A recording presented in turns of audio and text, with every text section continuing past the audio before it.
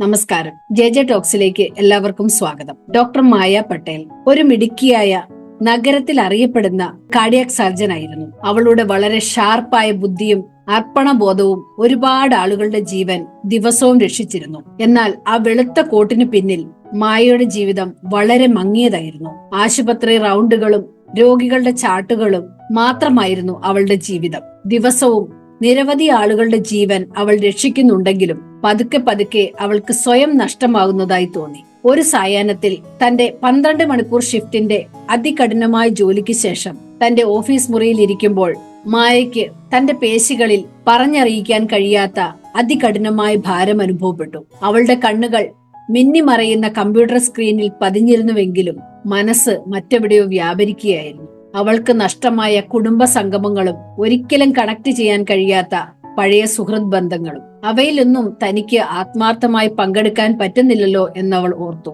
മെഷീനുകളുടെ മുഴക്കവും ആശുപത്രിയുടെ ഗന്ധവും തന്നെ ശ്വാസം മുട്ടിക്കുന്നതായി മായയ്ക്ക് തോന്നി. അന്ന് രാത്രി മായയുടെ ക്ഷീണം അതികഠിനമായിരുന്നു. അവൾക്ക് വീട്ടിലേക്ക് വണ്ടി കയറാൻ പോലും കഴിഞ്ഞില്ല. അവൾ ആശുപത്രി ഇടനാഴികളിൽ അലഞ്ഞു തിരിഞ്ഞു നടന്നു. പിന്നീട് താൻ വളരെ വിരളമായി ഉപയോഗിക്കുന്ന ഒരു ചെറിയ മുറിയിൽ അഭയം തേടി. അതൊരു ലളിതമായ മുറിയായിരുന്നു. മങ്ങിയ വെളിച്ചവും കുറച്ച് കസേരകളും പിന്നെ താഴെയുള്ള ശാന്തമായ നഗരത്തെ നോക്കിക്കാണുന്ന ഒരു ജനാലയും. മായ ഒരു കസേരയിൽ ഇരുന്ന് തന്റെ കണ്ണുകൾ അടച്ചു. പിന്നീട് ഒരു ദീർഘനിശ്വാസം എടുത്തു.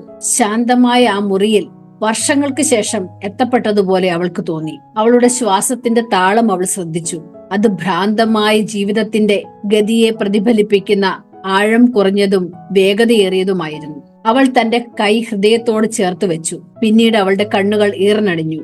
താൻ അസംഖ്യം രോഗികളുടെ ഹൃദയമിടിപ്പ് മനസ്സിലാക്കുന്നുണ്ടെങ്കിലും സ്വന്തം ശരീരത്തോടും മനസ്സിനോടും എത്രമാത്രം വിച്ഛേദിക്കപ്പെട്ടിരിക്കുന്നു എന്നോർത്ത് അവൾ കണ്ണീരൊഴുക്കി. വീണ്ടും തിരക്ക് പിടിച്ച ദിനങ്ങൾ. പക്ഷേ മായ ആ തിരക്ക് പിടിച്ച ജീവിതത്തിലും തന്നോട് തന്നെ ബന്ധപ്പെടാനുള്ള ഒരു മുറിയായി അതിനെ മാറ്റിയെടുത്തു. അവൾ വളരെ ലളിതമായ ബോധവൽക്കരണ വ്യായാമങ്ങൾ ഒരു ശീലമാക്കി. അതായത് അവൾ ദീർഘമായി ശ്വസിക്കുകയും തന്റെ തന്നെ ചിന്തകളെ ശ്രദ്ധിക്കാൻ തുടങ്ങുകയും ചെയ്തു. മോണിറ്ററുകളുടെ സ്പീഡിലുള്ള ബീപ്പുകളോ നേഴ്സുമാരുടെ അടിയന്തരമായ വിളികളോ മാത്രമല്ല, തന്റെ തന്നെ ആന്തരിക ശബ്ദം കേൾക്കാനുള്ള ഒരു മുറിയായി മായ അതിനെ മാറ്റിയെടുത്തു. മെല്ലെ മെല്ലെ മായയുടെ മനസ്സ് ശാന്തമായി തുടങ്ങി. ഒരു രോഗിയുടെ പുഞ്ചിരി, തന്റെ കാപ്പിയുടെ ചൂട്, രാത്രി വൈകിയുള്ള കോളിൽ മകളുടെ ചിരിയുടെ ആശ്വാസകരമായ ശബ്ദം, ഇവയൊക്കെ മായ ആസ്വദിച്ചു തുടങ്ങി. ഓരോ ദിവസത്തെയും ചെറിയ ചെറിയ നിമിഷങ്ങളെക്കുറിച്ച് അവൾ ബോധവതിയായി. മൈൻഡ്ഫുൾനെസ് അവളുടെ ജോലിയെ തടസ്സപ്പെടുത്തിയില്ല.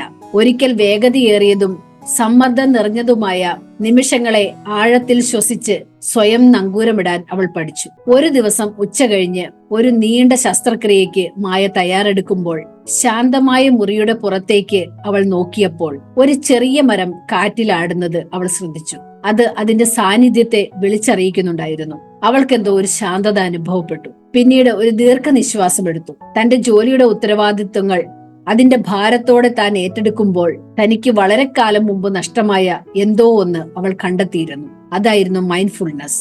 ആ ശാന്തമായ മുറിയിൽ നിന്നും മായ പഠിച്ചത് ഹൃദയത്തെ ചികിത്സിക്കാൻ മാത്രമല്ല, അതിന്റെ മന്ത്രണങ്ങൾ ശ്രവിക്കാനുമാണ്. നന്ദി. വീണ്ടും കാണാം.